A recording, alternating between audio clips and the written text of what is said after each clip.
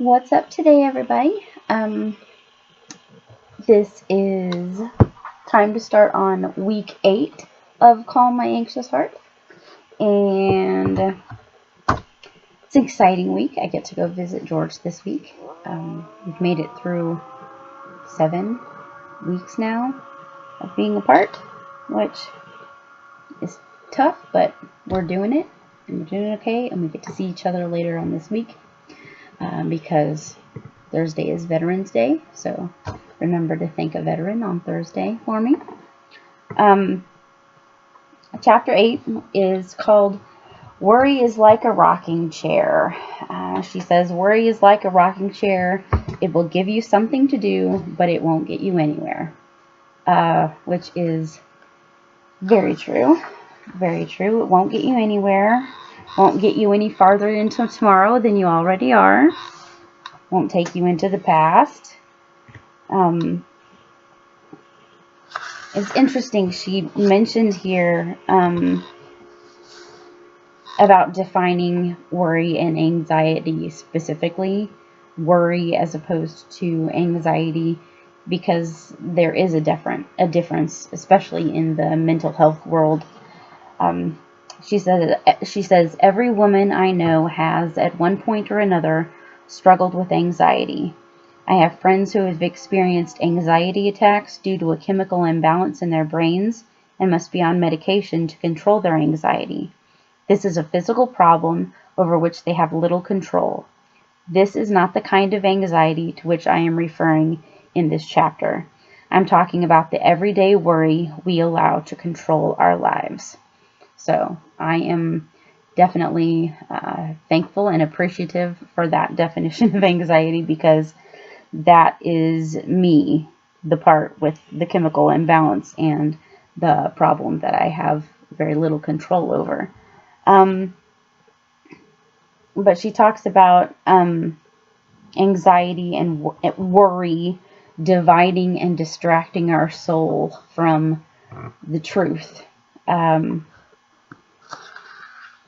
she talks a lot in this chapter about just worrying about things, and a majority of the things that we worry about, we're worried about what might happen. They don't actually even happen. We're just worried about what might happen. She says that this one man that she once knew made what he called a worry chart, and he kept a record of all of his worries on this chart, and he discovered that 40% of them were about things that probably would never happen. 30% concerned past decisions that he couldn't unmake. 12% dealt with other people's criticism of him, and 10% were worries about his health. So he concluded that the only 8%, which was all that was left, 8% of his worries were really legitimate. And I know in my mind that's a lot of it is, but what could happen, what might happen. And for me, a lot of times it's uncontrollable. Man, I'm kind of slipping over my words today. A lot of times it's uncontrollable, but I know the times when I'm just being a little bit of a drama queen, and and worrying a little bit too much about things that I don't have to worry about. When I think about Philippians 4:8, which has been a verse that has just been constant in my mind this whole time of George being gone, thinking about whatever is true, and all this worry that I might have in my life, the truth is none of it has actually happened. And so I need to focus on reality, on what's right in front of me. And there was a French philosopher, Montaigne, I think is how you'd say it, that said, my life has been full of terrible misfortunes, most of which never happened. Which is exactly what I was just talking about. She even offers a definition on the difference between the worry and anxiety that we're talking about, the kind that's under our control, that anxiety and the distinction between that and depression. And she says anxiety is linked more to the future, while depression is linked to the past. Depression is the past superimposed on the present, and anxiety is the future superimposed on the present. So not living in the right in the right time period, not living in the right time zone, if you will. We say with one breath that we trust God, and with the next breath how worried we are, and that just doesn't wash. It doesn't wash. Jesus in Matthew 6 verses 25 through 34 says stop worrying 5 times in that passage. He labels it as a faith problem, and forbids it. He says don't do it. Stop worrying. And again, this is about the things that we can control, that situation that we can control. She talks a lot in this chapter about it being a sin to worry, because we're not trusting God with our care. And she says, when I ask women if they think anxiety is a sin, they either look shocked or they gasp in disbelief. One woman said, well, mothers are supposed to worry. But are they really?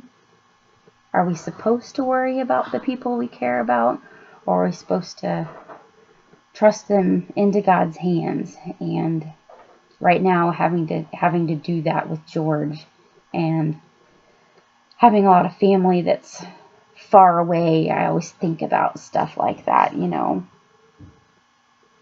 I'm not supposed to worry about them. I am supposed to leave them in God's hands.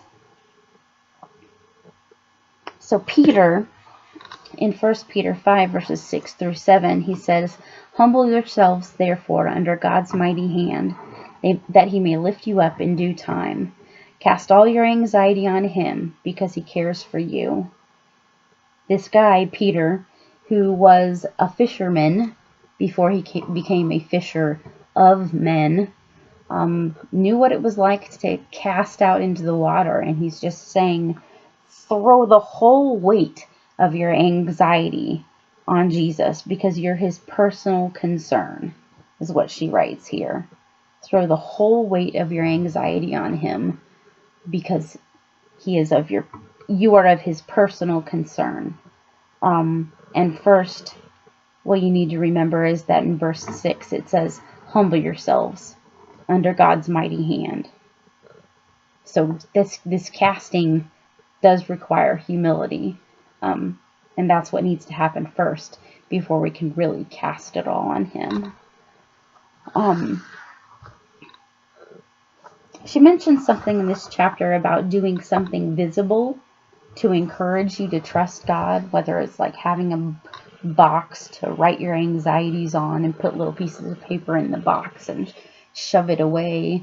I've got some ideas for something that I want to do with that, but really I want to just latch onto this thought that she has all through this chapter about that God is the blessed controller of all things. He's sovereign. And so we really don't need to worry. And it is a sin to worry, in the sense that we do have control over some things that we worry about. And we need to put all of our faith in him and hurl all of those anxieties onto him, because he's willing to take them, and because he cares for us. So I hope you have a good day, a good week. And I'll see you next Monday after having been in South Carolina to see George. So I'll be excited. Thanks a lot. Bye.